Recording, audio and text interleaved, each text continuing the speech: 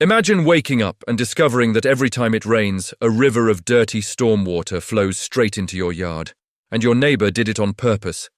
That's exactly what happened to me. When I bought my property, it was peaceful. Trees, a small garden, and enough open space to enjoy quiet evenings.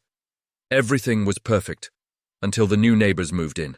A few months later, they started doing construction in their backyard. At first, I didn't think much about it. People renovate all the time. But then the rainy season came.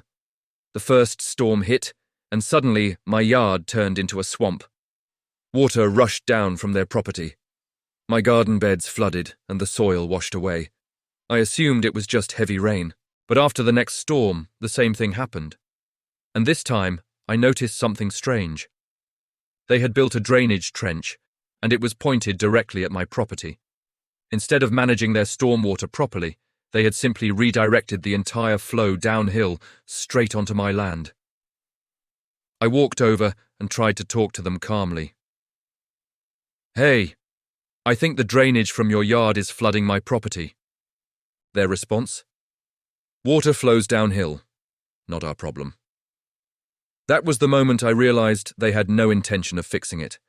But instead of arguing or starting a fight, I decided to do something smarter. I called the county office and asked about drainage rules. Turns out you can't legally redirect stormwater. It's considered property damage. So I documented everything. Photos of the trench, videos during storms, and records of the flooding. Then I filed an official complaint. A few weeks later, inspectors showed up. They measured the drainage and checked the construction work. They quickly figured out what had happened. My neighbors had built an illegal drainage system.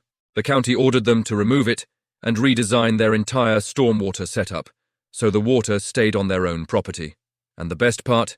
They had to pay for all of it, thousands of dollars in reconstruction, just to undo the shortcut they tried to take. After that, the flooding stopped. My yard dried out, the garden recovered, and peace returned to the property. Sometimes people think they can solve their problems by pushing them onto someone else. But in the end, shortcuts like that usually come back twice as hard. And that's exactly what happened here.